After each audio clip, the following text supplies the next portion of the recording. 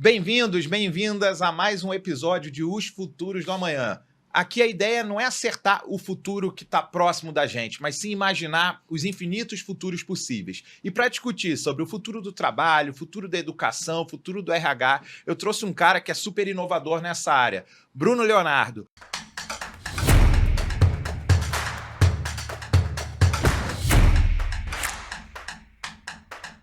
O Bruno ele já foi CEO da Witseed, que eu chamo do Netflix Educação, e hoje é vice-presidente de Educação Corporativa da Exame. Bruno, bem-vindo, obrigado por ter aceitado o nosso convite. Acho que a gente vai bater um papo super legal. A gente começa com um tema específico, mas está liberado viajar, está liberado especular, porque a nossa ideia não é acertar, mas sim deixar a nossa imaginação fluir.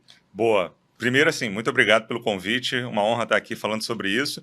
E aí eu acho que vai ser o podcast que eu vou ficar mais tranquilo, né? Porque eu posso falar um monte de besteira, é só o pessoal não voltar daqui a 5, 10 anos e ouvir o episódio para cobrar da gente, né? Exatamente. Aliás, essa é até uma frase que eu sempre uso. Se daqui a 5, 10 anos você assistir e a gente tiver errado muita coisa, é porque o papo fluiu, o papo foi bacana, o papo foi sem amarras. E a ideia é essa mesmo, é que não tem errado, não tem coisa errada, mas é com base nos sinais que a gente observa hoje, com base no mundo que a gente está hoje, o que a gente pode escolher de futuro. Porque o futuro ainda não existe, o futuro vai ser construído por nós. Então, Bruno, queria que você contasse um pouquinho, primeiro, a tua história, para a gente entender o que é tudo isso que você construiu e o que é hoje ser vice-presidente de Educação Corporativa da Exame e o que você está impactando nesse mundo. Bom, legal. Eu acho que assim, eu confesso que eu caí no mundo da educação por acaso. Não foi uma escolha assim deliberada, mas para mim foi sensacional. Eu comecei minha carreira, vamos dizer assim, fiz engenharia de produção na FRJ, e depois fiz mestrado em gestão e inovação, também na COP, e comecei a trabalhar na Copead, né?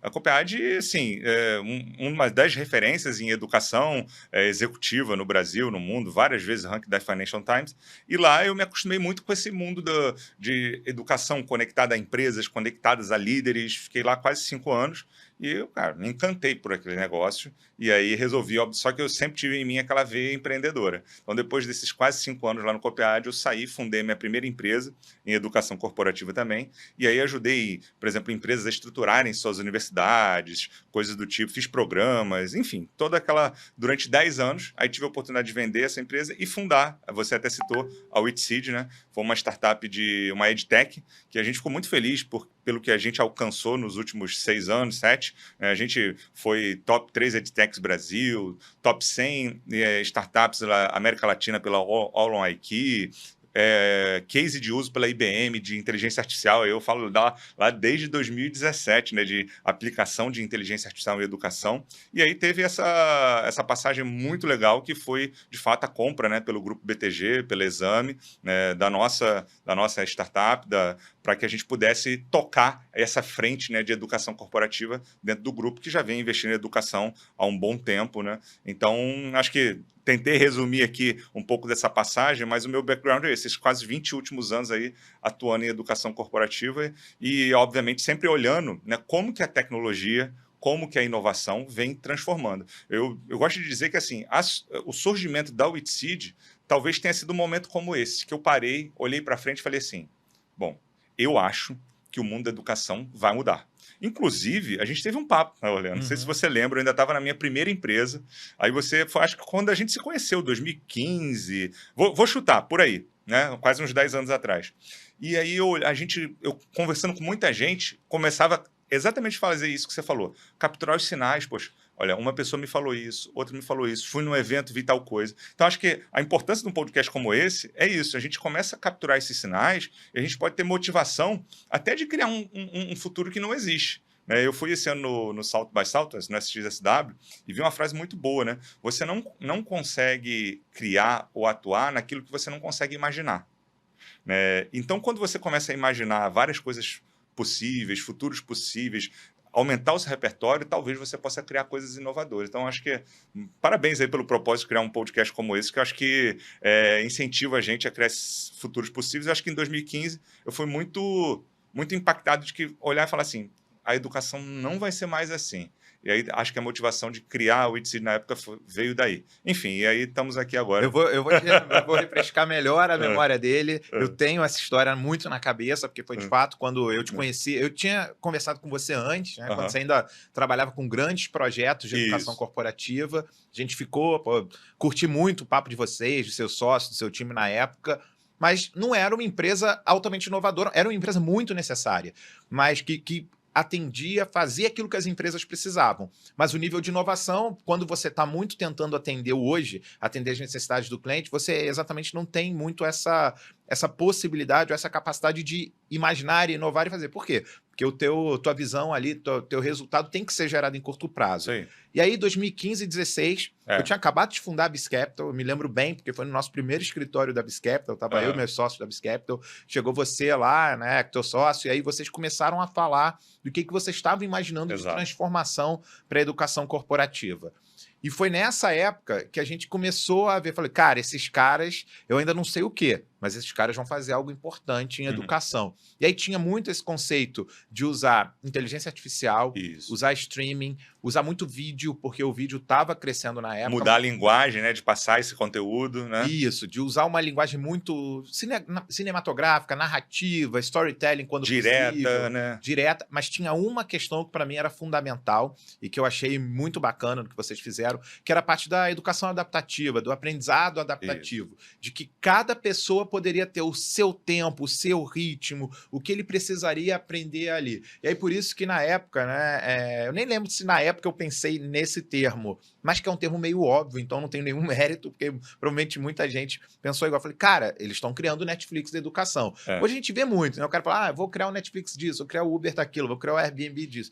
Mas eu acho que vocês foram muito pioneiros ali naquele momento, 15, 16, quando vocês estavam imaginando, para em 2017 lançarem a Witseed. E eu me lembro da primeira apresentação da Witseed, que vocês mostraram como que a inteligência artificial estava por trás, e vocês até nomearam a inteligência artificial na época, né? Não sei nem se ainda é hoje, Então, a inteligência artificial tinha um nome já. Era o Whitson. Whitson, A gente brincava que era o primo do Watson, que a gente usava a tecnologia IBM Watson, né? Isso. Mas o que a inteligência artificial fazia naquilo que... Você trazia vários elementos novos, né? Você trazia essa parte da linguagem cinematográfica, do aprendizado direto, da questão do ritmo, mas o que a inteligência artificial transformava naquele momento? Estamos falando de 2017, né? 2017. Porque pós-pandemia, né? Parece que é tudo muito óbvio a gente ter tecnologia e IA em tudo que está ao nosso redor. Mas realmente, 2017, você falar até de uma educação digital, a gente brincava, tá? Olhando assim, dentro da empresa era proibido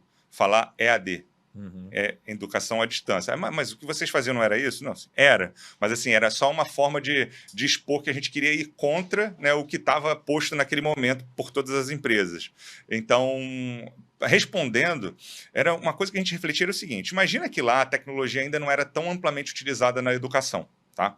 E aí você queria assim, poxa, o Orlean é um cara que ele quer fazer, sei lá, engenharia e eu quero também. Mas ele gosta mais, sei lá, de economia, gosta mais eu gosto mais de produção, qualidade. Ou seja, dentro de uma mesma grande área temática, nós podemos ter interesses distintos.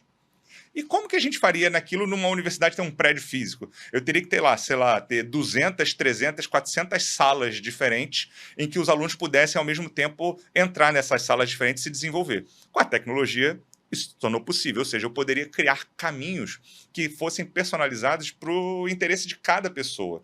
Então, o que eu gosto de falar é que naquela época a gente pensou muito nisso. Como é que a gente criava, né, um desenvolvimento que fosse muito mais personalizado ao interesse do indivíduo e não da empresa?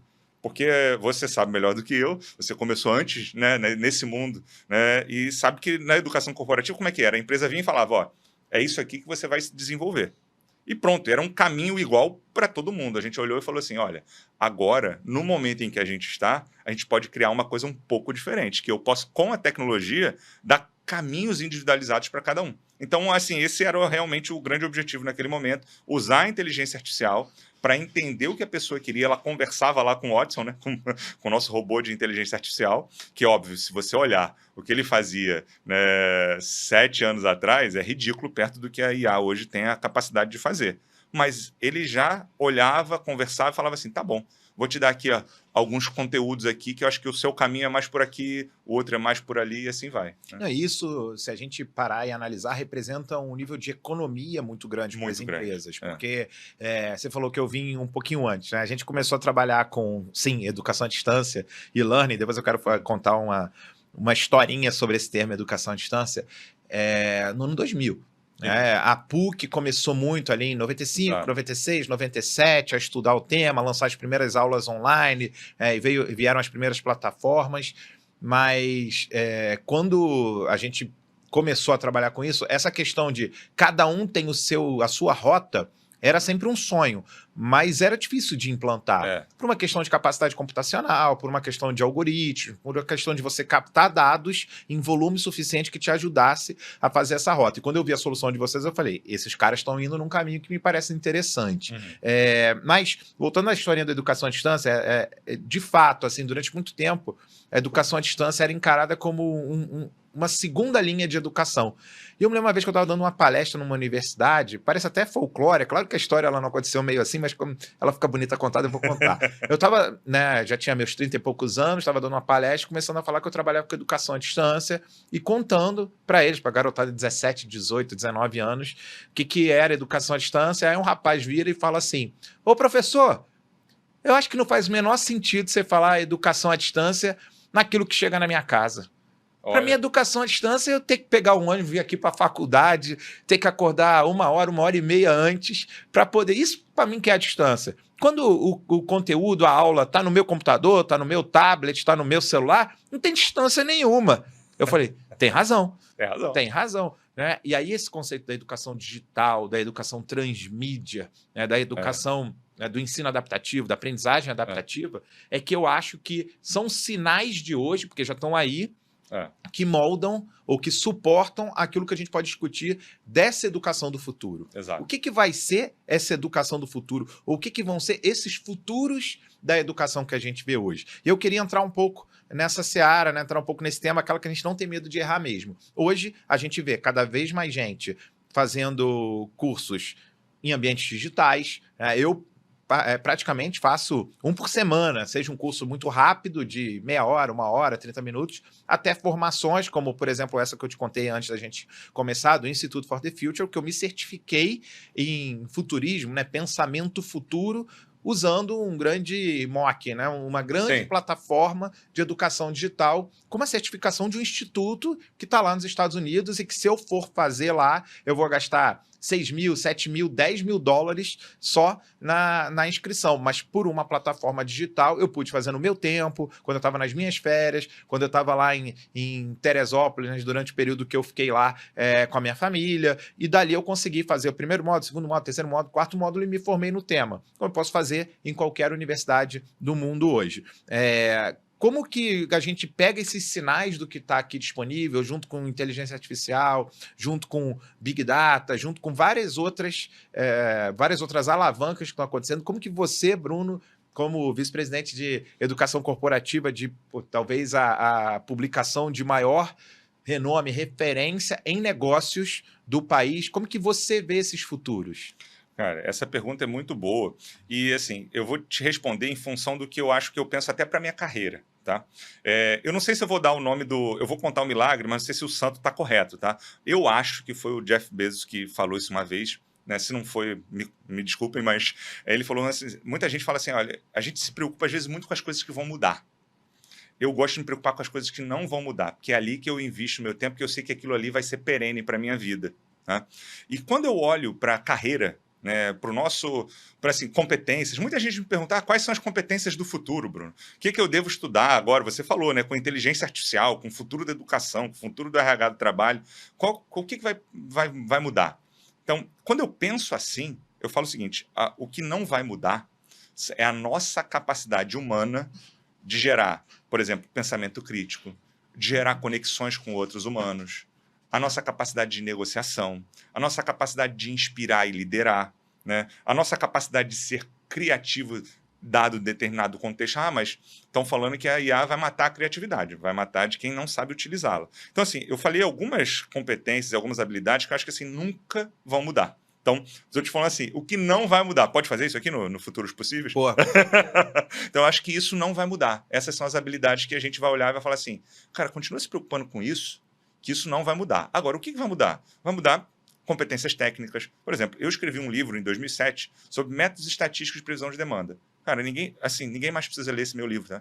Ele simplesmente pode ser arquivado. Porque você chega lá no ChatGPT hoje, manda ele fazer métodos de previsão, mesmo quem não conhece nada de estatística vai conseguir ter um resultado fantástico e analisar aquilo. Ou seja, uma competência como essa, talvez não seja tão fundamental assim no futuro. Então, olhando esses sinais, eu gosto muito da futurista da Amy Webb e tudo mais, olhando esses sinais, para mim é o seguinte, a capacidade fundamental que a pessoa tem que ter hoje é de continuamente estar aprendendo. Ah, Bruno, pelo amor de Deus, né? Tipo, você fala sobre aprendizagem, vai querer puxar a sardinha para o seu lado? Não, assim, de verdade, se eu tivesse que dar uma dica para qualquer pessoa no mundo hoje tenha a capacidade de estar constantemente aprendendo, adquirindo novas habilidades, colocando isso no seu contexto. E aprender não é ficar só ouvindo esse nosso podcast aqui e pronto, acumulei o conhecimento.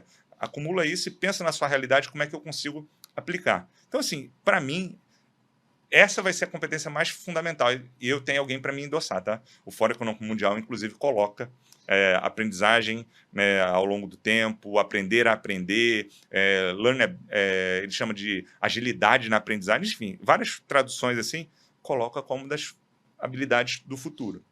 Então, para mim, esse profissional do futuro vai ser esse que vai se adaptar muito rápido, porque a inteligência artificial está mudando drasticamente o nosso mundo. E numa velocidade que a gente não consegue imaginar. Esse é o ponto, tá? A gente não está preparado para a velocidade do que está acontecendo. A Amy Webb falou uma coisa que é muito legal, eu gosto de trazer outros futuristas aqui para me ajudar nessas previsões futuras. Fala assim, a gente está vivendo nesse momento um super ciclo tecnológico. Aí, o que seria um super ciclo tecnológico? A gente olha para o passado e fala assim, revolução industrial, pode ter sido a inserção das máquinas, aí o que todo mundo falava? Vai acabar com os empregos, não vai ter mais nada para ninguém, blá, blá, blá, blá, blá, blá. Computador, né? Aí vem lá o computador, né? Vai acabar com os empregos, blá, blá, blá, blá. Internet, vai acabar com as lojas físicas, blá, blá, blá, blá. A gente viu que é o seguinte, na verdade, sim, muitas empresas que não conseguiram se adaptar a essas mudanças, a esses super ciclos tecnológicos, elas quebraram, elas não existem mais. Mas a geração de empregos continuou, tá? Inclusive, falando da Exame, de fato, a Exame hoje é o maior portal de negócios e economia do Brasil. E, cara, foi genial. Eu estava passando pelas capas, eu vi assim, capa de 1971 era. Quem sabe usar um computador? E aí a capa do ano passado, de 2023, a inteligência artificial chega à vida real. Então, eu até olhando esse mural de capas, eu vejo que assim, esses sinais de tempo vêm chegando, e o que chegou agora é isso, esse super ciclo tecnológico. Aí você vai falar, então, Bruno, ele é de IA, ele é de inteligência artificial. Não.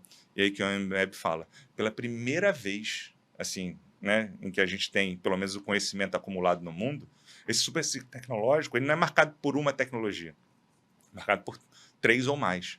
Inteligência artificial, biotecnologia, internet das coisas, realidade aumentada, ou seja, são várias tecnologias ao mesmo tempo disruptando setores, a forma como a gente trabalha. Então, se a gente não estiver preparado para essa mudança, que vai ser muito drástica, a gente, de fato, não vai estar conectado a esse futuro do trabalho. Então, para mim, a gente se preocupar com o que não vai mudar e ter essa capacidade de estar se adaptando constantemente. Não sei se eu te respondi. Não, perfeito. Esse é um conceito, até tem, eu também não vou lembrar o santo, mas há muitos anos atrás eu li uma frase que falava exatamente isso, que a única constante é a mudança.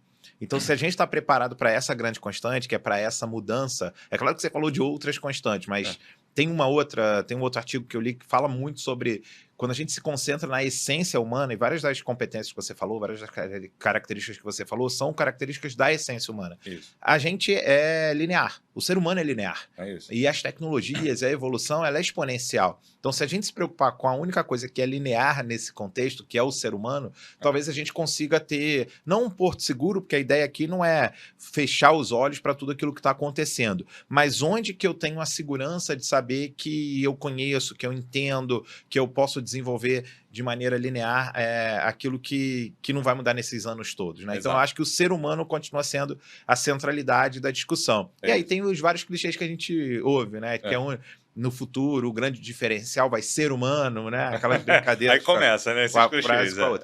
E você sabe que eu sou um crítico provocador a esse conceito, um dos conceitos que você falou, você até falou de maneira traduzida, no aprendizado ao longo da vida. Eu sempre falo que o lifelong learning, para mim, é um termo que é balela. Você sabe que é para provocar, porque, para mim, ele é um termo redundante. Que eu venho de uma cultura, eu já falei isso aqui no podcast uma outra vez, mas eu estava esperando muito que você viesse para falar esse assunto com você. Que quando você fala aprendizado ao longo da vida, o que você coloca em elementos diferentes? Aprendizado e vida. E para mim, eu cresci numa cultura, né, que eu falo muito que meu avô com 100 anos hoje, eu me lembro quando eu era molequinho, quando eu tinha 5 anos, meu avô tinha 60 e pouco, do meu avô estudando com 60 e pouco, do meu avô lendo, do meu avô sempre se preocupando a aprender coisas novas. Então, para mim, nunca foi uma questão de que são duas coisas diferentes. O aprendizado é a vida. Por isso que eu falo muito dessa crítica. Não é ao longo da vida, o aprendizado é a vida. O resto é só forma bonita da gente vender as coisas. E a gente vai para um problema, ao mesmo tempo uma oportunidade, que é, hoje, o sistema educacional ele é ainda não tão focado nessa capacidade de aprendizado. Isso. A gente ainda valoriza muito, isso vem mudando ao longo dos últimos anos, com a BNCC, com até o que vem a ser exigido ano após ano no Enem, mas a gente ainda é muito exigido com a capacidade de memorização, de entendimento de determinados conceitos, conteúdos e por aí vai. Fórmulas, acontecimentos históricos e assim por diante. Exatamente. Toda vez que meus filhos me perguntam, mas por que eu tenho que aprender isso? Eu sempre uso uma outra analogia que eu falei, olha, sabe que o papai vai de vez em quando correr, ou vai na academia fazer musculação? Eu saio de casa, corro 5, corro 10 quilômetros e para onde eu volto? Para casa. O que adiantou eu dar essa corrida de 5, 10 quilômetros? Para emagrecer, para ficar mais saudável. Eu falei, exato, quando você está estudando um conceito, um tema, mesmo que seja um fato histórico que daqui a pouco você vai esquecer, o que você está fazendo é exercitar seu cérebro. Você está exercitando seu cérebro para aquilo que é mais importante na sua vida, que é não parar de aprender nunca. Mas como que a gente pode, né? Porque isso foi quase que um subterfúgio que eu desenvolvi ao longo da vida, para poder explicar para os meus filhos por que eles aprendem coisas que talvez sejam inúteis, porque não é o aprendizado, mas a aprendizagem. Sim. E como que a gente pode, então, enxergar os futuros das escolas, os futuros da educação antes da educação corporativa? Eu sei que você é um cara que lê muito, que estuda muito, que fala muito sobre isso. Você tem alguma visão sobre esse assunto? Cara, é uma pergunta super difícil, né? Mas assim, só para dar uma provocação antes, é o seguinte, tem um cara, eu esqueci o nome dele, ele tem um livro que ele lançou em 1929, ele fala sobre Lifelong Education. Não é o Lifelong Learning que é o tão famoso hoje em dia, mas fala de aprendizado ao longo da vida. E aí é muito louco, né? Porque você tem razão. Se desde 1929 a gente fala sobre isso, e hoje parece ser um tema da moda e um grande desafio de todos nós, né? E aí quando a gente fala sobre Lifelong Learning, não é só para educação corporativa, é desde criança, né? Então por que isso continua sendo um desafio? Porque talvez muita gente ainda não incorpora isso como você incorporou, porque você falou, a sua cultura, a sua família veio isso. Agora, eu vou te falar que talvez pessoas que estão aqui nos vendo, nos escutando, já estão praticando esse acúmulo de conhecimento, não sejam esse público que eu vou falar isso, mas muita gente, se eu perguntar assim, você está satisfeito com a forma como você nos últimos, 2, 3 anos acumulou conhecimento, repertório novo? A pessoa vai responder o que para você? Não. Então, por isso que talvez a gente tenha que reforçar esse conceito que seja tão óbvio, né? Mas, voltando... Mas o óbvio precisa ser dito, dito de novo então, e repetido muitas vezes até virar óbvio para todo mundo. Exatamente, né? Dito isso, eu acho que assim, quando a gente olha esse futuro da educação, até mesmo antes, né, da educação corporativa, a própria Amy Webb falou sobre isso. Com a inteligência artificial, a gente está entrando num estágio que upskilling e reskilling, que é um termo de ganhar novas habilidades ou requalificar as que eu já tenho, que é super tradicional no mundo nosso de empresas, ele vai ter que ir para o mundo da educação básica, da educação, né, de crianças, adolescentes. Por quê? Cara, com a inteligência artificial, você vai fazer o quê? Hoje, um adolescente, ele deveria ou não estar, por exemplo, fazendo prompt no ChatGPT? Ele deveria ou não estar gerando imagens, né, através de um Midjourney, de um DALL-E ou qualquer outra ferramenta? Ele deveria ou não estar usando um Write Sonic, que é uma ferramenta de escrever? E aí? A pergunta é essa: é só para quem está lá nas empresas ou para quem já está lá no... Então, para mim, a necessidade de mudança que a gente já vem falando há 20 anos, na verdade, ela agora virou a necessidade não, né? A vontade, ela agora virou uma necessidade. Porque essa criança, esse adolescente pode estar aprendendo uma coisa que daqui a 1 ano exatamente pode ser completamente inútil. Mas assim, inútil ao ponto... Ah, não, mas a fórmula de Bhaskara, ela é inútil. Aí sim, a gente aí usa exercitar o músculo do cérebro. Mas vai ser tão proeminente esse ponto que eu acho que a gente vai ter que mudar de fato. Então eu vejo que o futuro, a gente começar a incorporar lá desde o início tecnologias, o pensamento crítico, a questão da criatividade. E aí como é que a gente muda isso na nossa grade curricular? Parece, de novo, né, que a gente vem... Se for eu e você, vai falar que a gente está falando isso há 20 anos. Mas agora ou muda ou não vai mais existir. Então, parece que é muito diferente, mas eu acho... Sabe o que eu acabo... Se eu olhar uma figura, é que tudo que a gente discute... Ah, mas você é especialista em K-12, que é educação lá até 12 anos. Você é especialista em educação... Não tem mais isso. Você vai começar a olhar a educação numa cauda mais longa, porque a forma de aprender, de ensinar e as competências humanas, elas vão ser igualmente importantes desde uma criança para um adulto, para um mundo que muda muito rápido. Então, acho que aí você encurta isso. Não sei. Eu acho que... já é uma previsão minha. Não, dessa discussão, uma preocupação que eu tenho é... Assim, a gente é migrante de um mundo analógico para um mundo digital. Isso é o... Tem mais ou menos a mesma idade, acho que eu sou um pouquinho mais velho que você e tal, enfim, mas... Bastante, obrigado. Mas de qualquer forma a gente é migrante de um mundo analógico para um mundo digital, seja eu muito mais velho. Total. A barba dá uma envelhecida, acho que é a primeira vez que eu tô fazendo o podcast com essa barba. Mas essa migração digital nos deu uma visão de como é um mundo analógico, Isso. né? De como é um mundo onde você tem que esperar por certas coisas, e como é esse mundo instantâneo, digital, de convergência de tecnologias. Eu acho que a gente desenvolveu uma capacidade de sair de um mundo para o outro que nos deu a capacidade também de enfrentar certas mudanças. Quando eu vejo meus filhos, né, o meu filho tem 9, minha filha tem 12, eu me preocupo muito de mostrar para eles a migração entre os mundos digitais. Uhum. Porque há 2, 3 anos atrás... era um determinado aparato tecnológico que com o tempo vai evoluindo. E eu preciso que eles tenham fluidez entre essas mudanças. O que mais assusta alguém que é um pouco mais velho que a gente? Cara, essas tecnologias são muito rápidas, eu aprendo uma, já vem outra, eu nem aprendi a anterior, já vieram 2. Substituiu. A coisa do, saber programar o videocassete, né? Talvez essa referência não seja para todos, mas para alguns. Caramba, né? O meu pai, minha mãe, minha avó, meu avô, né? Não no meu caso, mas porque meu pai é muito fuçador, mas não sabem programar o videocassete. E agora? Sabem usar o celular, sabem usar o computador, sabem usar a inteligência artificial.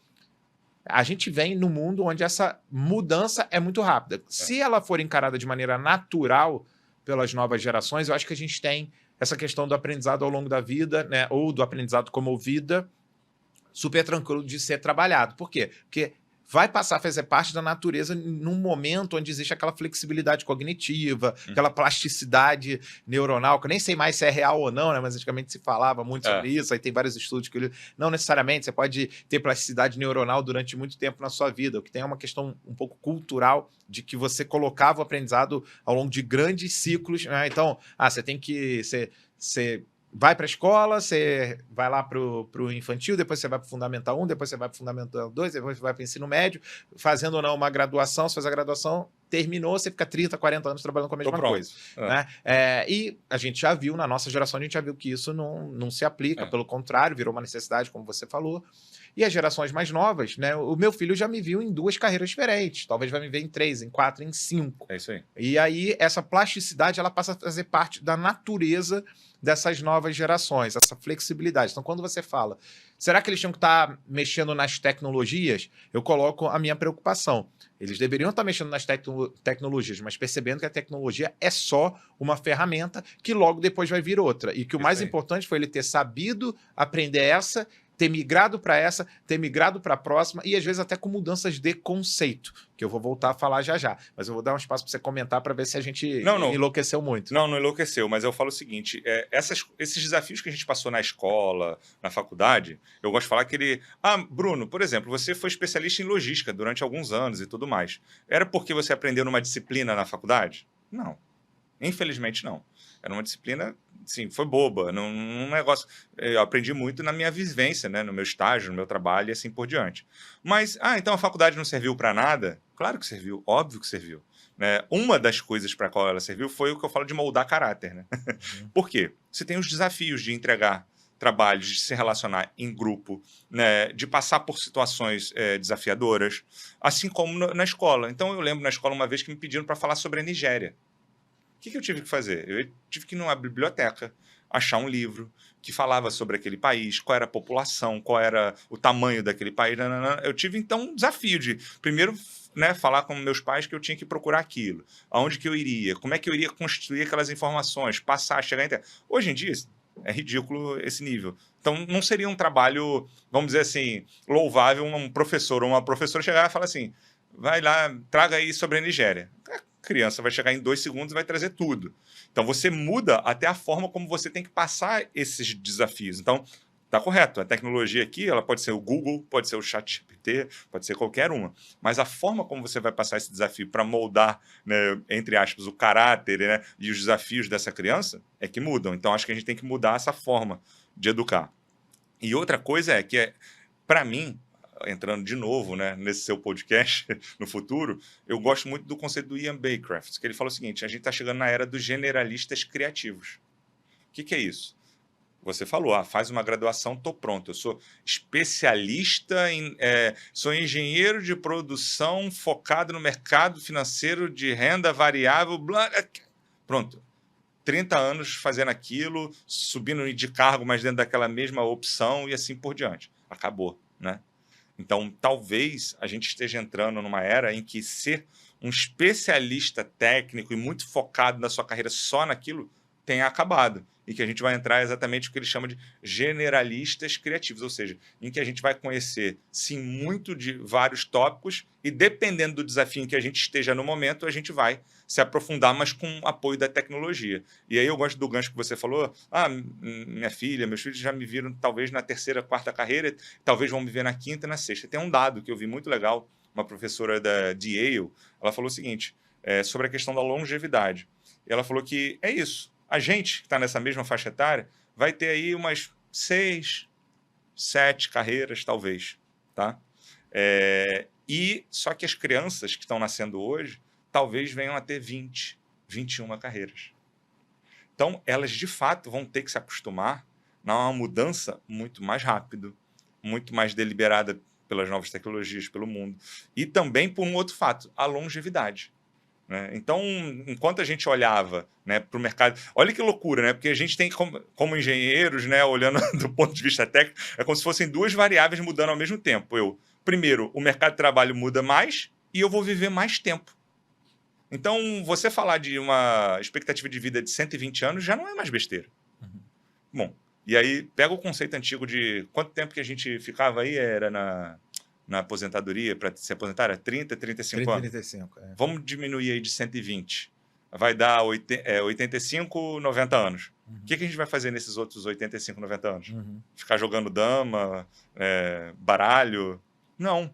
Então, assim, a gente vai ter, primeiro, uma vida muito maior, muito mais longeva, com mais qualidade, né, dado o avanço da medicina, então com muito mais carreiras. Pensando nisso, é só você refletir. E aí? Frente a esse cenário que vai me aguardar pela frente, qual é a minha postura? Né? Não, mas aí, cara, tem um outro conceito também para a gente confrontar aqui, que é o próprio conceito de carreira. Aliás, em 2015, se eu não me engano, eu mostrei um dado que falava que o jovem que estava ainda na universidade teria 18 carreiras. Agora você já falou Ó, 20, 21. olha né? só. Mas tem um outro dado também do próprio Institute for the Future que dizia, ali por volta de 2020, que até 2030, 85% das carreiras que representavam uma parte das carreiras ou dos cargos em 2030 não tinham sido inventadas ainda, né? Ou não tinham aparecido ou surgido como necessidade. Agora, carreira me parece muito, de novo, aquela questão linear exclusiva. Que eu começo e termino, né? Eu começo, termino e eu tô só naquilo. E eu tenho visto hoje, a Maria Flávia teve aqui, Maria Flávia da Mobiz e da Table 4, né?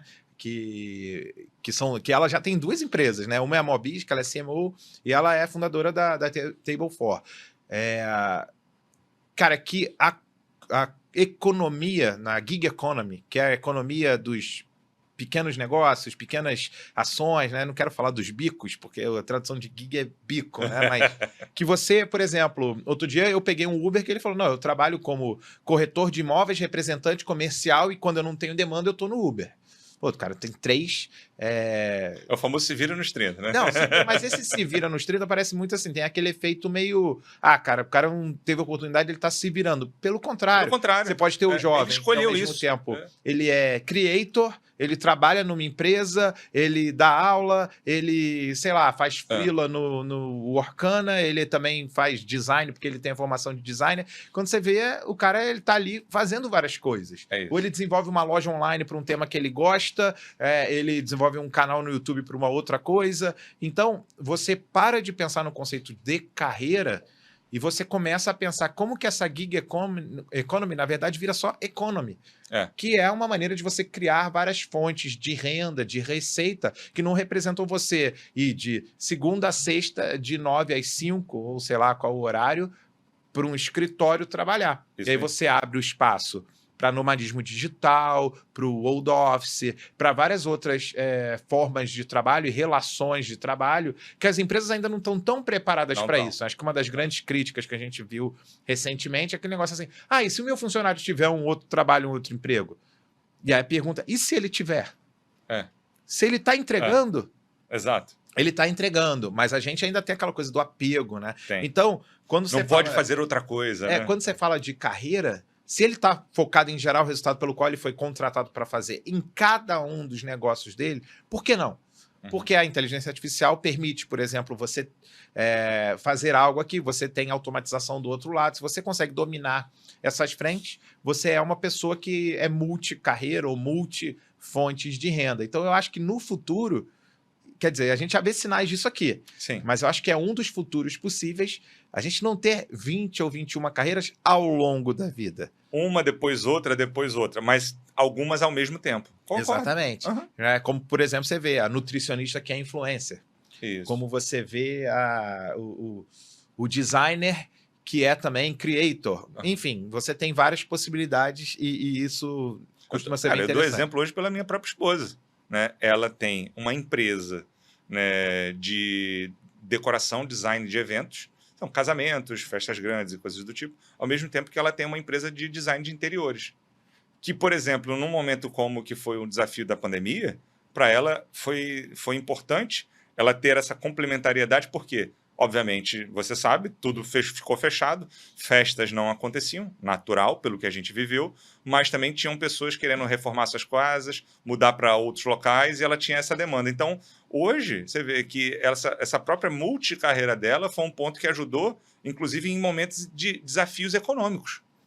Hoje, para empreendedores e empreendedoras, a gente aceita isso melhor. Né? Mas eu quero fazer um link com outra coisa que você tem liderado, eu acho que tem liderado de uma maneira fantástica, que é o clube do CHRO. Né? Quando você tem os grandes líderes de RH do Brasil, de grandes empresas, que você leva para se encontrarem com alguma frequência e sempre leva alguém de destaque para trazer um tema e rolam essas discussões. Eu tenho certeza que vocês discutem muitas preocupações sobre isso, né? Como que esses líderes de RH das empresas estão olhando esse mundo potencialmente multicarreira, estão olhando esse mundo multicompetência, ou essa essencialidade do ser humano que você falou como uma constante, a questão da substituição de não só pessoas de nível operacional, mas também lideranças por plataformas, ferramentas. Quais são as grandes discussões que vocês têm tido sobre o futuro e as grandes preocupações, principalmente, que essas lideranças têm trazido para vocês? Cara, tem sido muito legal. A gente se encontra mensalmente, né? E aí eu sempre gosto de... Clube CHRO. Aí, Bruno, então você leva o quê? Profissionais de RH para falar. Não, aí eu faço exatamente o contrário. Eu levo profissionais de outras áreas ou com outros pensamentos e com outros exemplos para chegar lá e falar o seguinte: e aí, vamos provocar os desafios que a gente tem aqui em pessoas em RH junto com alguém que tem uma visão completamente distinta. Tá? Vou dar um exemplo. Eu levei uma vez o Nunes, que foi comandante do BOP. Ele falou assim, mas como assim? Para ele falar como é que é o treinamento de uma tropa de elite, de alto desempenho e coisas do tipo. Levei uma vez o Adib, né, CEO da CIMED, falou o seguinte: e aí, Adib, numa agenda de pessoas, como é que você prioriza isso para o próximo ano sendo um CEO? Então, era muito nessa linha que você realmente citou, e ali acho que a grande discussão tem sido em função, de fato, das pessoas como, assim, cara, a tecnologia vai transformar tudo. O que eu tenho que... Qual é o meu olhar agora para as pessoas? Essa pergunta, ela não surge exatamente nessa frase que eu acabei de citar, mas eu estou sumarizando. Então, várias perguntas que acontecem é isso, assim, o que eu devo cuidar agora? Para onde que eu devo olhar, dado que esse mundo está mudando tanto, a tecnologia está disruptando tanto, o que eu tenho que cuidar? Então, assim, aí eu vejo que as respostas, elas variam, obviamente, de acordo com a expertise das pessoas que estão ali interagindo. Tem uns que olham e falam assim, eu pego muito o Caíto agora, né, da Chili Beans, cara, que foi fantástico a conversa com ele olhou muito para o lado da humanização.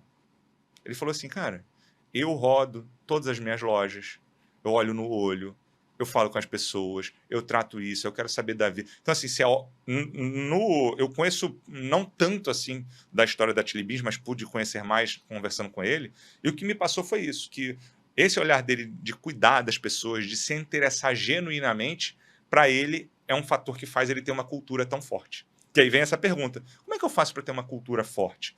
E eu já gosto de falar isso, que, sim, não tem cultura certa e errada. Claro, tirando qualquer desvio ético, né?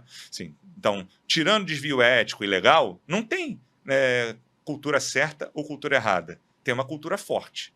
E você, um estudioso como eu de empresas, de economia, sabe que nenhuma empresa que tem uma cultura forte sobrevive. Né? Então, se a empresa hoje tem um leve desconfiança de que a cultura não está bem construída, que não tem elementos rituais e valores fortes, você tem um problema. Sim. Tá? Dito isso, ele falou que um dos elementos que ele acha que leva essa cultura forte é essa humanização, esse cuidado pelas pessoas e assim por diante. E aí você vê que em nenhum momento ele se preocupava com a questão da inteligência artificial. Por quê? Porque esse pilar fundamental da humanização é assim. Você fala, mas esse é o Caíto. Não, então vamos fazer o seguinte, vou pegar o Edson Rigonati. Edson Rigonati, né, da Stella, aí você fala, pô, Venture Capital, o cara de tecnologia, finanças, dinheiro, deve ser um olhar oposto. O que ele falou? O que ele mais está olhando agora? Humanização. Cuidado entre quem escolher startups para olhar para o founder, para a pessoa que fundou. Né?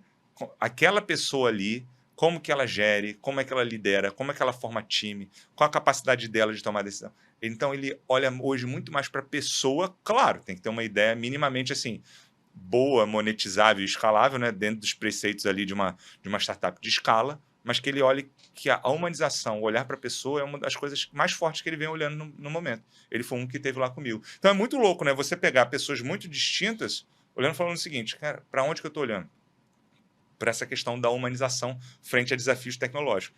E eu acho que isso faz sentido estar olhando. Por quê? Porque outras perguntas que surgem muito lá no clube são relacionadas à liderança. E aí você fala, pô, de novo liderança, né? Problema de liderança. Sim, você pega lá, recorrentemente, o grande desafio hoje das grandes empresas, médias e pequenas, é o quê? Ter lideranças capacitadas para lidar com o negócio. E não é do ponto de vista tecnológico ou técnico, é do ponto de vista de feedback, do ponto de vista de incentivo, do ponto de vista de engajamento. Engajamento hoje é uma coisa que, assim, recorrentemente também falada lá, um desafio surreal, né? Como engajar as pessoas. E aí volta, então, no início da sua pergunta. Eu estou com o desafio de engajar o meu time no meu desafio do meu negócio. Será que essa pessoa está conectada? Ou ela está ali só, tipo, recebendo, né, paycheck dela ali, né, e pronto, e fingindo que trabalha. Alguém me falou há poucos dias aí que é assim, né?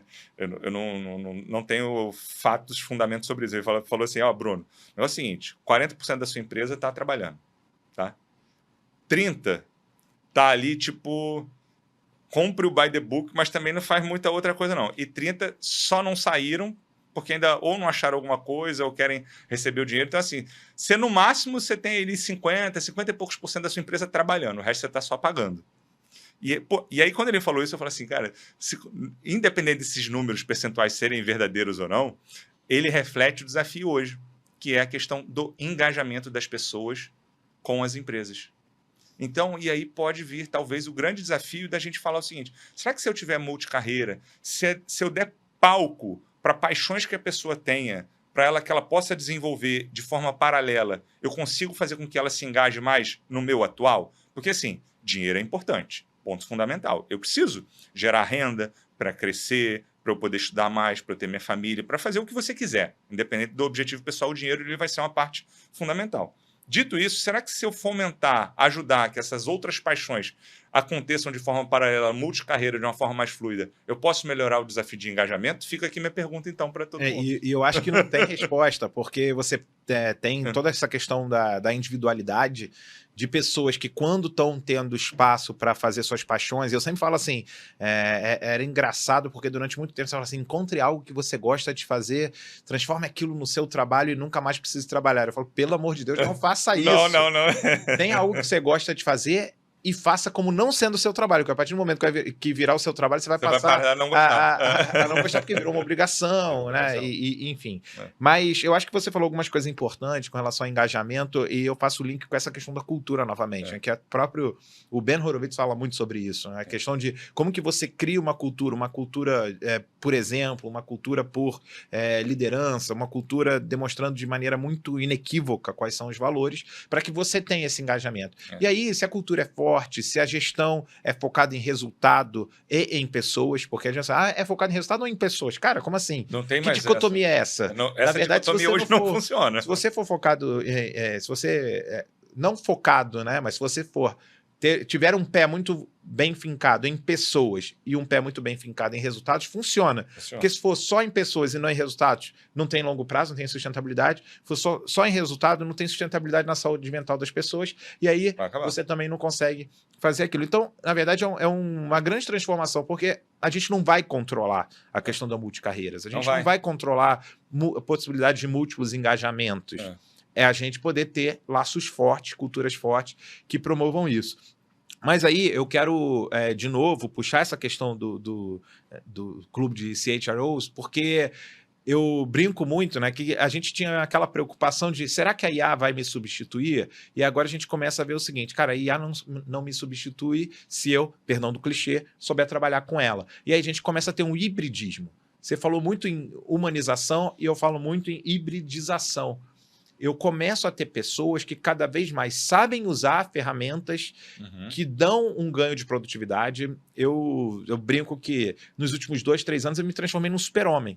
Eu consegui escrever um livro, ilustrar esse livro, editar esse livro, publicar esse livro em homenagem à minha filha e o futebol, porque ela sempre enfrentou ali, sempre quis jogar futebol e, obviamente, tinha menos meninas interessadas, ela ia jogar com os meninos e tal, e eu escrevi a história, procurei um ilustrador, mas não encontrei ninguém naquele momento. Cara, eu ilustrei o livro usando ferramentas de inteligência artificial, revisei o livro, publiquei na Amazon, tudo usando ferramentas e tal, que há alguns anos atrás eu demoraria, sei lá, talvez meses ou até anos para fazer, tinha que contratar várias pessoas, e me permitiu virar um homem super produtivo, não super-homem, mas alguém com uma capacidade produtiva muito grande. E depois eu escrevi música, eu não tive talento para música, usei, né, o Suno AI para produzir uma música, fiz 50 versões até achar que eu queria, então a gente começa a ter essa hibridização. Não estou falando isso para falar de mim, estou falando isso para falar que isso está ao alcance de qualquer pessoa. Sim. Alguém que não sabe muito bem design, mas sabe muito bem o que quer, pode usar o Dali, o Midjourney ou outras ferramentas para criar pelo menos peças que, obviamente, se for uma peça muito estratégica, aconselho ter os especialistas ou generalistas criativos naquele momento muito bem em design, porque vão saber fazer diferente, vão saber fazer melhor. Mas quando você precisa de uma peça rápida, fazer 10 peças, 20 peças, as ferramentas permitem você fazer muito rápido. E aí, a brincadeira eu nunca gostei desse termo RH, né? A gente discute bastante sobre isso, mas não tem melhor ainda. Ainda é RH, CHRO, RH, Human Resources, assim vai. Como vai ser, quem vai cuidar, que quem cuida dos recursos humanos, a gente já sabe que não é só o RH, é o RH e todas as outras pessoas, né? Todas as outras lideranças. Quem vai cuidar dos recursos não humanos nessa hibridização? Se a gente tem pessoas que estão cada vez mais com o suporte de ferramentas, de plataformas, quem cuida disso? Porque não dá para o RH cuidar das políticas, processos, programas para as pessoas, e a área de tecnologia cuidar das políticas, programas e processos para as tecnologias, se essas pessoas, essas tecnologias vai virar um embate, estão cada vez mais integradas. É. Quem cuida disso? Vocês já discutiram isso? Ainda não discuti isso, mas olha, vou te falar. Acho que pode ser tema de um próximo encontro, hein? Pode ser. Já vou anotar aqui, não discuti isso, mas obviamente já discutimos assim questões de qual é o papel do RH frente à transformação da inteligência artificial. Isso aí, essa pergunta já surgiu, mas não de uma forma tão óbvia e direta como a sua, que foi muito boa. E assim, a minha resposta nesse caso pelo menos hoje, eu acho que o RH tem que fazer um papel de letramento, tá? O Peter Denk, que é o head do ChatGPT, ele falou isso recentemente. Ele talvez assim, ele fala assim, se a gente não ajudar, né, de forma em escala as pessoas a se alfabetizarem, né, se letrarem em inteligência artificial, a gente está fazendo com que grande parte da nossa força de trabalho fique fora de uma revolução. Aí eu pergunto para uma empresa que tem, sei lá, 10 mil, 15 mil funcionários. Você quer deixar só, sei lá, 1.000, que são early adopters, que estão lá hoje mexendo, usando, não sei o quê, sendo essas pessoas que vão transformar a sua empresa, e os outros 14 mil ao largo? A pessoa, não, que isso, jamais. Tá, mas o que você está fazendo? Então, veja bem, nada, né? Então, tem que fazer um papel de letramento. Até porque se a gente pegar lá no conceito lá atrás, né, do William Maton Marston, de perfis comportamentais, os early adopters, eles têm umas características que são muito boas para algumas coisas, mas a gente continua precisando dos profissionais que são aqueles que têm uma cadência, Sim, que são total. Que ajudam a fundamentar, solidificar certas culturas. E até questionar coisas que os early adopters eles adotam sem questionar, né? Adota sem questionar, e às vezes quando já chegou naquela curva, né, do chasm ali, do crossing the chasm, o early adopter ele já pula para outra coisa. E aí aquela tecnologia que poderia ser escalada, ser utilizada por mais pessoas, deixou de ser interessante para aquele early adopter. Você vai precisar de alguém, eventualmente, um pouco mais, não cético, mas antes do cético, que vai ajudar a fundamentar, a ter mais pessoas utilizando, até que vire um padrão, uma política, uma melhor prática dentro da organização. Então, dentro de uma organização, você precisa sim dos early adopters, mas você precisa também das pessoas que não são tão, né, fluidas nessas mudanças tão rápidas, para atender pessoas, para ter outros perfis comportamentais necessários. Mas eu só voltar, você falou do Edson Gionati, que também é um cara que eu adoro, acho que o podcast que eles criaram, né, de falar como negócios escalam, é muito bacana. Mas muito antes dele falar de humanização, a gente sempre ouvia dos venture capitalists, né, falando exatamente a mesma frase, só que de uma outra maneira, né, que era first the people, then the money. Em qualquer negócio, as pessoas, de novo com perdão do clichê, mas clichês são importantes porque eles mostram coisas que não mudaram ao longo do tempo, de você, qualquer negócio, a tecnologia pode mudar, o problema pode mudar, o cliente pode mudar. Quem está liderando é que vai fazer essas mudanças darem certo ou não, que vai construir essa cultura que você falou, que vai trazer o engajamento, que vai trazer as próximas levas de pessoas, não sei se ficou bonito falar levas de pessoas, mas as próximas equipes. Porque eu, por exemplo, comecei a Volts em 2020, junto com o Thiago, meu sócio, depois com o Dantas, né, trazendo muitos generalistas. De fato, a Volts foi fundada com muitos generalistas. Por quê? Porque a gente estava enfrentando um mundo. Primeiro que a gente começou em maio de 2020. A pandemia tinha 3 meses de chegada no Brasil. Ninguém sabia ainda o que ia acontecer. A gente sabia qual era o problema que a gente queria resolver, mas ainda não sabia os comos. Então eu trouxe generalistas que iam descobrir os comos. Com o amadurecimento da empresa, eu ainda tenho generalistas, mas eu comecei a precisar de pessoas que se aprofundavam em determinados temas, como, por exemplo, crédito, como, por exemplo, cibersegurança. Né? Eu não quero um cara de cibersegurança que a cada hora esteja aprendendo, eu quero aquele cara que vai até o último nível da Dark Web para aprender o que está acontecendo. Ele vai ter muito aprendizado novo o tempo todo dentro daquele setor.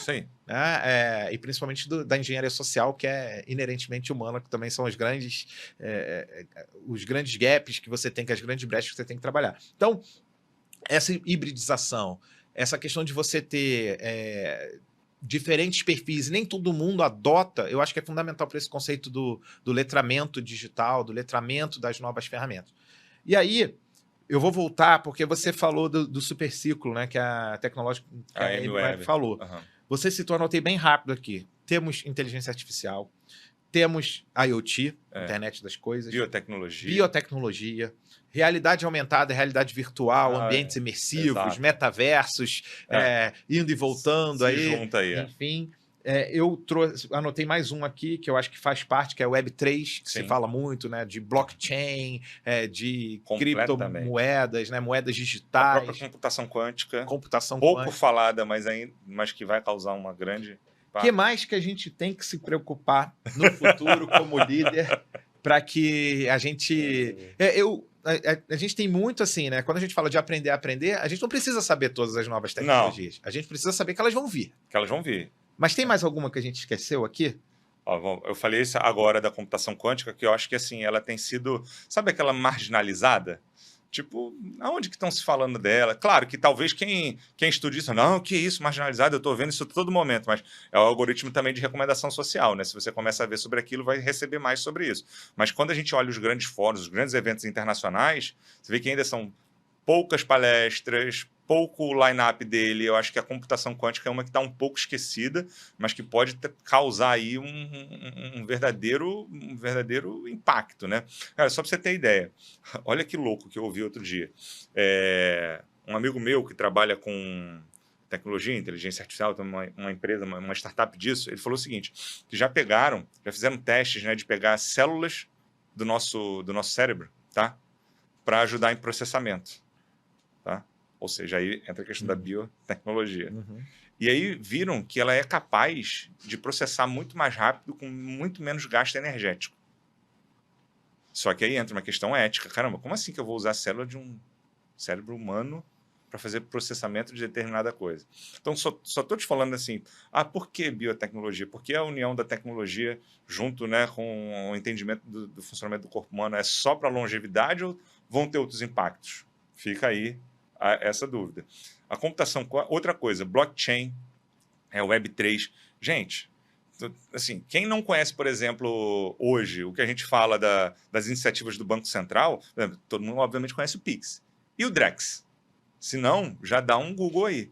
Cara, a gente está falando de contratos inteligentes, né, smart contracts e tudo mais. Eu falo de uma dor que as pessoas... Quando eu falo dessa dor, as pessoas falam assim, acho que agora eu entendi por que esse troço vai mudar. Exemplo. Quem aqui já vendeu um carro no particular? Eu já vendi. Você já vendeu algum carro no particular? Tá, então você sabe que quando você vai vender um carro no particular, existe um momento de fé. Não existe? Você vendeu para uma pessoa que você conhecia ou não? Sim, no caso sim. Então você nunca vendeu... Mas tive que ir no cartório. Mas você nunca vendeu para um desconhecido? Não. Eu já vendi para um desconhecido. Então, você teve que ir no cartório, a pessoa teve que fazer a transferência do dinheiro e tudo mais, né? O que acontece quando você vende um carro assim no particular? Pelo menos era assim, né? Até agora. Você chegava e falava assim, ok, gostei do carro, e agora? O que a gente faz? Vamos no cartório. Aí você fala, não, vai no cartório e transfere ao mesmo tempo. Não existe, né, nesse momento ainda, algo que faça de forma sincronizada. Você pode ir ali no cartório, passar o documento para o nome da pessoa e ficar retendo o documento até que ela bote o dinheiro na sua conta. Mas a outra pessoa também vai ter que ter um movimento de fé de que você vai dar o documento. Enfim, tem um movimento de confiança mútua ali de a coisa acontecer. Por isso que existe muito golpe na internet, inclusive, por conta disso.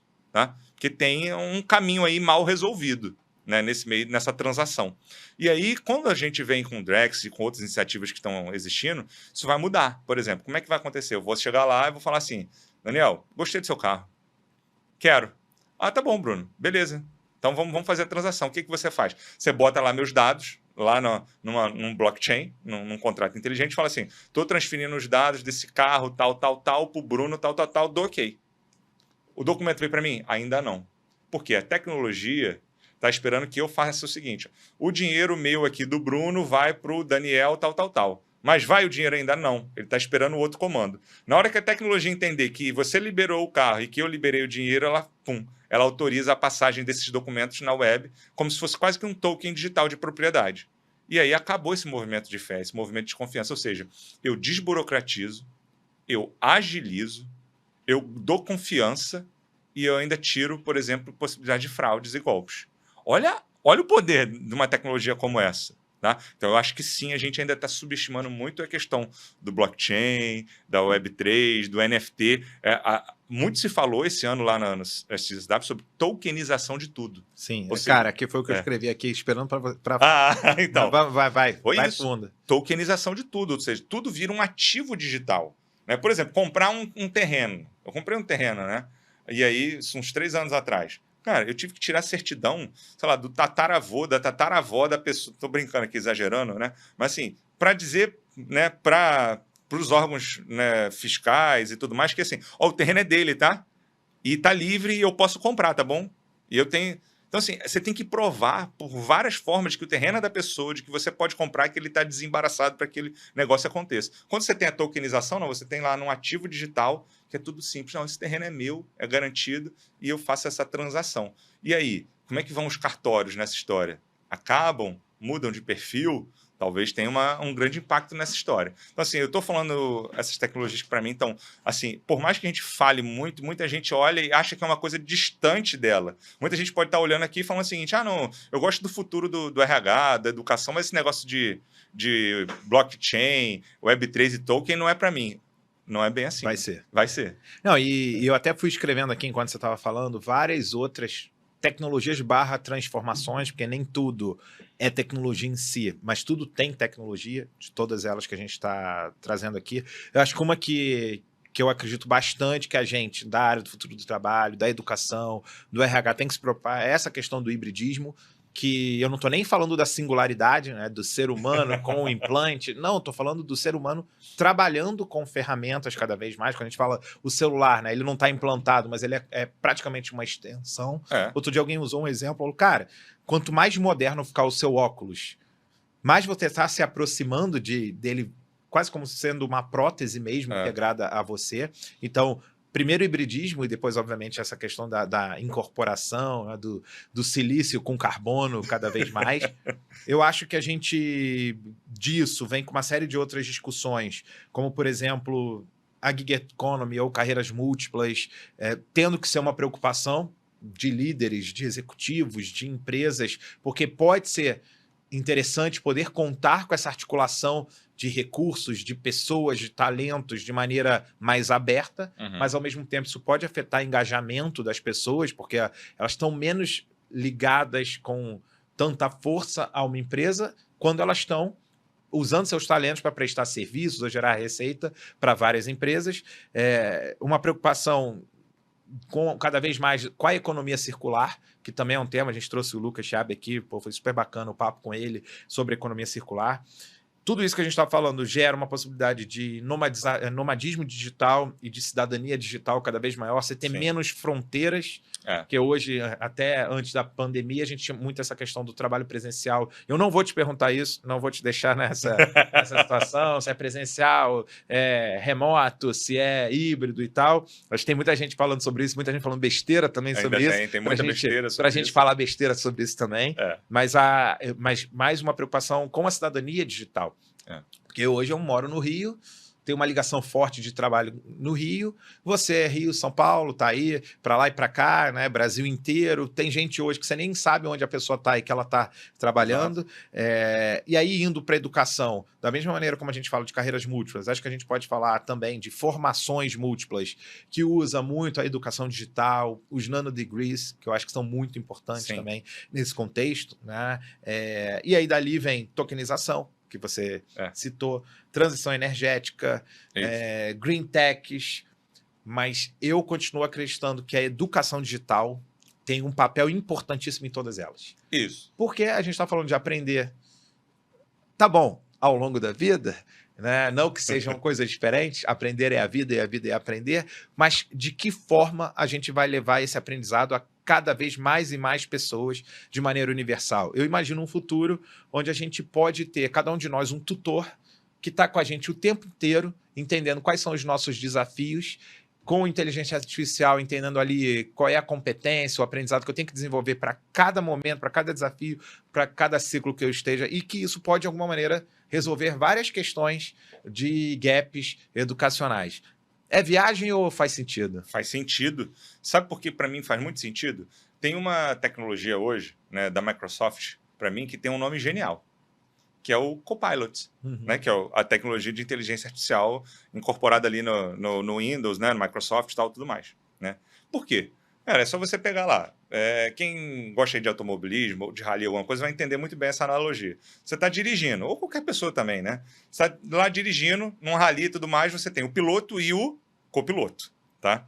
O que esse copiloto ou navegador ele faz? Ele vai te informar, olha, a 200 metros na frente vai ter uma curva que você tem que entrar a 30 km por hora em terceira marcha, porque senão você vai capotar.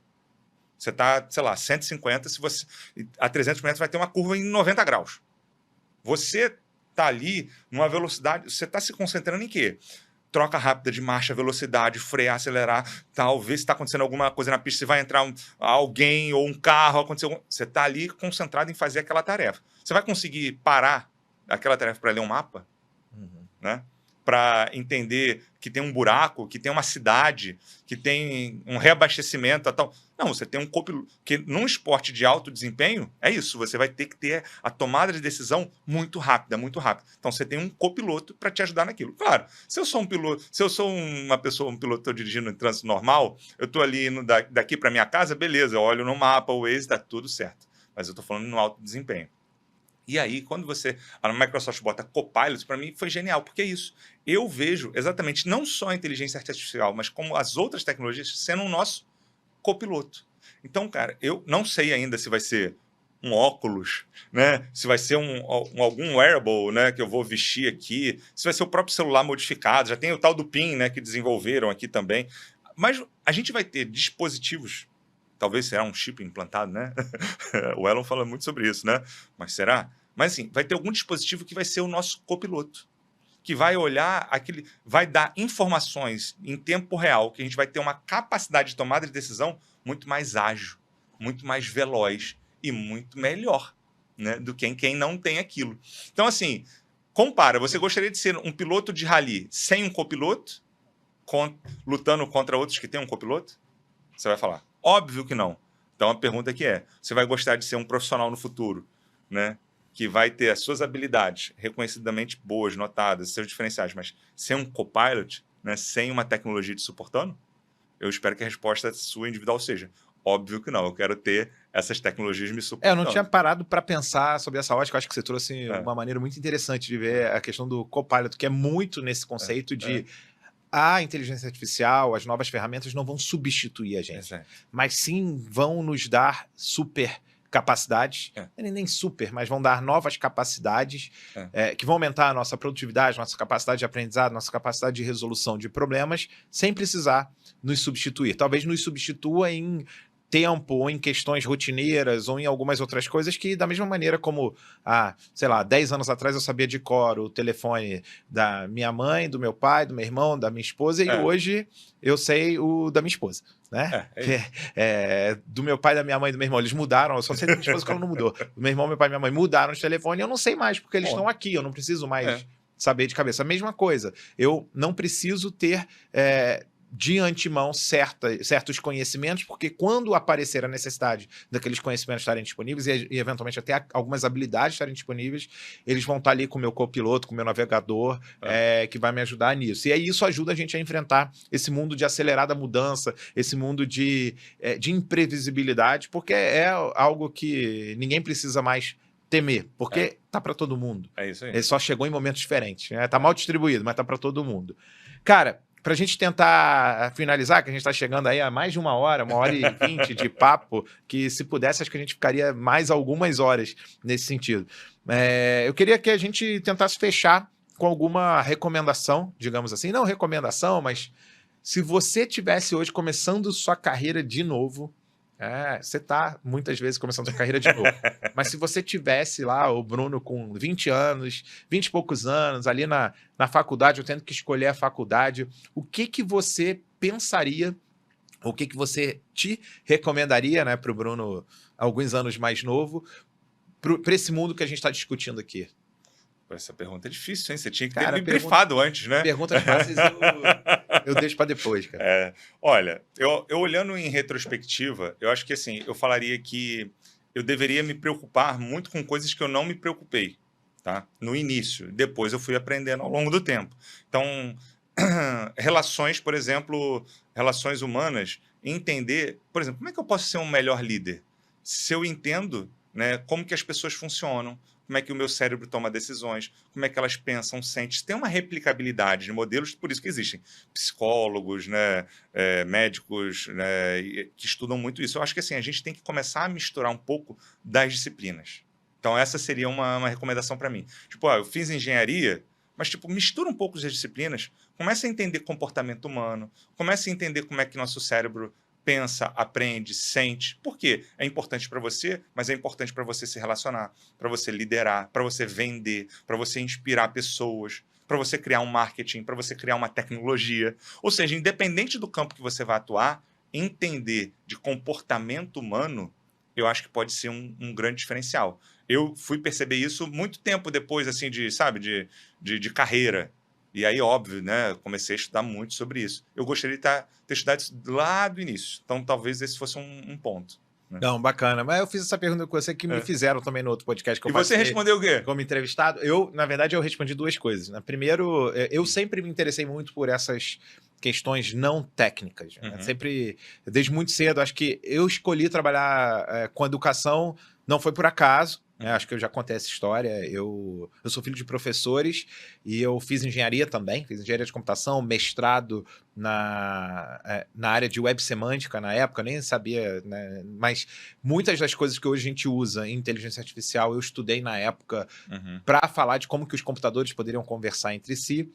E aí acabei juntando esse interesse de entender mais sobre conhecimento com educação, com meu histórico em educação. E aí foi um pouco natural começar a estudar sobre psicologia organizacional, psicologia da aprendizagem, como o ser humano se desenvolve. Então, e aí quando eu fui ter filho, né, eu também comecei a estudar muito como as crianças aprendem desde muito cedo, sou muito envolvido com a educação desde sempre. Então, eu fazia engenharia, ao mesmo tempo eu pegava as disciplinas de psicologia e tal. Mas duas coisas que eu queria ter me preocupado mais cedo. Primeiro, investir mais na parte de saúde, né? Tipo, sim. Muito por questão dessa longevidade maior que a gente vai alcançar, vai fazer muita diferença. Quanto mais cedo a gente começar a se preocupar, não só do ponto de vista de nutrição, mas do ponto de vista de atividade física, exercício, mas principalmente com aquele estudo longo de Harvard, né, dos relacionamentos. Eu fui uma pessoa, né, de sempre estar em muitos grupos diferentes. Então, eu tenho muitos relacionamentos eu não vou dizer relacionamentos mais voláteis, né? Mas eu conheço muita gente diferente de muitas áreas. E eu acabei deixando um pouco de lado aqueles grupos mais fechadinhos, né? Se você olhar, tem sempre... As pessoas têm aquele grupo de 3 ou 4, quase um Sex and the City, ou Macho Alfa, né? Que é aquela série espanhola. Que chama de núcleo duro, né? O núcleo duro. Eu tenho meus amigos do núcleo duro, pô, um tá na Califórnia, dois estão em São Paulo, outro tá não sei aonde e tal. A galera do núcleo duro se espalhou mais rápido. Mas muito essa questão de se preocupar desde muito cedo, né? Com nutrição, com atividade física, com relacionamentos. E claro, né, se eu não tivesse me preocupado com o autodesenvolvimento, eu acho que aquilo que você falou no início, para mim, sempre foi um pouco óbvio. Sim. Eu tô aqui porque para mim é um pouco óbvio. Eu nunca estaria falando sobre esses assuntos se não fosse desde sempre eu me preocupar com isso. Quer dizer, até poderia ter me despertado a isso depois. Mas pensar muito no seu desenvolvimento, porque o mundo é acelerado e aprender para mim é a competência mais importante. Para mim, a mais importante é criatividade. E muda a sua realidade, né? Com Por exemplo, certeza. mudou a minha realidade. É. Eu venho de uma família, não era pobre, nunca passei necessidade, graças a Deus, e meus pais que puderam me dar as melhores coisas. Mas eu não tinha facilidades. Uhum. Então, a educação mudou a minha realidade. E muda, mesmo né? quem já começa um pouco mais à frente, né? Mas principalmente para quem começa com desigualdades. Claro que, assim, não é uma questão só de meritocracia, porque a gente aqui não usa essas fórmulas fáceis, né? A meritocracia, ela deveria levar em consideração a desigualdade e a falta de equidade. E hoje não leva. Não leva. Então, não existe meritocracia pura e simples. Mas se a gente, como sociedade, E eu sou um liberal na economia, não tenho vergonha nenhuma de dizer, mas para mim, educação não entra nessa seara. Isso. Todo ser humano, toda pessoa, toda criança, todo jovem, todo adulto deve ter oportunidade de ter acesso a conhecimento, a educação, seja educação para a vida, educação para a saúde, educação para a empregabilidade, educação financeira. Então, acho que a gente tem esse papel, essa missão. Mas eu falo para todo mundo, né? Se eu pudesse voltar, não para o Daniel de 20 anos atrás, mas qualquer pessoa de 20 anos atrás, cara, desenvolve, investe no teu aprendizado, porque é isso que vai fazer você estar no grupo A, no grupo B, no grupo C, no patamar A, B e C, ter liberdade financeira ou não. É isso aí. Então, isso para mim é importantíssimo. Mas a segunda coisa que eu falei quando me fizeram essa pergunta é: eu queria ter lido o Essencialismo antes.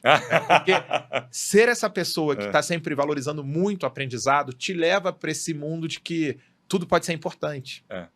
E você saber separar o que é importante, muito mais importante do que não é tão importante, cedo também é fundamental. Então, todas essas coisas que eu falei é porque eu identifiquei depois que eram importantes. Mas se eu tivesse aprendido a separar e não querer agradar todo mundo, fazer a coisa certa, na hora certa, pelos motivos certos. Mas, cara, isso é maturidade. Se eu tivesse feito isso, talvez eu não tivesse a vida que eu tenho hoje, não tivesse a família, a carreira, o sucesso que eu sou muito agradecido de ter conseguido alcançar, nunca sozinho, sempre com parceiros, com amigos, com pessoas que compartilharam esse sonho, mas a gente trabalha com educação e quando a gente está discutindo o futuro é bom a gente olhar para o passado de vez em quando. Certamente, Boa. Cara, eu queria então lembrar aqui, você infelizmente não estava no Rio na data do lançamento do livro Made in Rio, e por muito pouco a Witseed não está aqui, né? E você sabe por que ela não está aqui, não sabe? Porque foi exatamente na época que você estava lá negociando com a Exame que a gente fez ali a seleção e eu te falei, você falou, pô, tô aqui negociando, talvez a gente tenha uma grande transformação na empresa. E tem coisas que eu não posso falar nesse momento, né? Tem coisas que eu não posso falar. Eu falei, boa, Made in Rio 2, Witseed, hoje uma empresa do Grupo Exame, né? Hoje, na verdade, um produto né? da Exame. Acho que a Exame reconheceu aquilo que a gente falou no início do papo, o grau de inovação, a visão que vocês tiveram da transformação do que é uma educação digital que faz diferença. Então, queria muito te entregar um exemplar do livro, que aqui o livro, para quem já não sabe, tem histórias de empreendedores cariocas. Bruno é um empreendedor carioca que tem muito aprendizado, tá? Aqui a gente tem outras empresas que você já conhece, que eu já citei, mas, cara, o Witseed tinha tudo para estar aqui e vai estar, quem sabe, no próximo volume. Né, então vou incentivar aí um Made in Rio 2. Vamos lá, cara. Então, obrigado. Aqui para você. Leitura já. Aqui. Não sei, você quer deixar uma mensagem final aí para a galera, fazer um jabá? Tá liberado aqui, né? A gente não tem... Não, legal. Eu acho que assim, o recado final, assim, eu estava aqui refletindo sobre o que a gente conversou, né? Porque uma conversa como essa gera um monte de aprendizados e insights também. Eu falei que assim, num mundo em que muda muito e a gente vai viver mais, o que talvez sejam as grandes coisas que a gente, de fato, tem que se preocupar? Você falou sobre a questão de saúde, né? Eu uso esse wearable aqui, né? Que é um anel inteligente, né? Por quê? Por conta muito dessa minha preocupação de, poxa, como é que eu tenho melhor sono, melhor atividade física, gestão de estresse, prontidão para o meu dia. Ele me dá um monte de coisa aqui, cara. Um negócio que eu falo assim, você não pode virar escravo, obviamente, desses indicadores, mas é uma coisa para atuar nisso. Então, acho que assim, a gente tem que se preocupar cada vez mais, né, com a nossa saúde, né? Do ponto de vista físico, e do ponto de vista mental, porque num mundo que muda muito, isso é um grande desafio, e com a nossa capacidade de constantemente estar se adaptando e aprendendo. Então, assim, se a gente entender que está posto, a gente vai viver mais e o mundo vai mudar mais rápido. O que eu faço, então, para navegar nesse mundo? É um pouco do que acho que fica a reflexão para quem estiver aqui. E para quem quiser seguir aí em rede social, é fácil. Instagram é @BrunoBCL, ou se botar Bruno Leonardo lá, acha, né? LinkedIn é a mesma coisa, Bruno Leonardo Exame vai achar. só se conectar, vai ser um prazer a gente continuar esse debate também lá pelas redes sociais e agradecer, cara, porque esse papo foi genial, que a gente possa expandir ele aí para outras plataformas. Não, com certeza, cara. Pô, bater papo com você é sempre muito... eu digo, não que seja imprevisível, porque não me surpreende a gente navegar por temas que a gente nem estava imaginando. Mas é sempre muito... Cara, você é um cara que tem uma capacidade de citação de pessoas importantes, eu valorizo muito isso. Eu gosto muito de me arvorar em grandes pensadores, filósofos, estudiosos, cientistas, e eu acho que você traz muito isso, porque você, assim, não é uma opinião, né? O que o autor A está falando, o B está falando e tal. Vai montando essa consciência, você junta, né? E traz uma ideia nova nessa composição. Não é só elucubração, é uma elucubração fundamentada e sustentada por aquilo que está acontecendo muito. Então, sempre o papo contigo é muito divertido, eu espero que a gente possa fazer outros também. Será um prazer. Sobre vários temas. Galera, finalizando aqui, não mais um episódio, mas um episódio com Bruno Leonardo, onde a gente falou de futuro da educação, futuro do trabalho, futuro do RH, futuro do seu passado, por exemplo, né? Do que você tinha que ter feito ou começar a fazer a partir de agora para estar preparado para esse mundo, onde a gente vai viver mais, onde a gente vai enfrentar grandes mudanças e por isso a gente tem que sempre focar e lembrar daquilo que não muda nunca no ser humano, que ele citou muito bem. Se você pulou só para o final para ver o que eu ia falar no final, assista o episódio inteiro que ele trouxe alguns insights super interessantes e eu espero vocês no próximo episódio e não se esqueçam aí de seguir o canal, a curtir, compartilhar, comentar, a sugerir pessoas para que a gente possa dar continuidade a esse projeto. Obrigado aí a galera da produção também, até a próxima.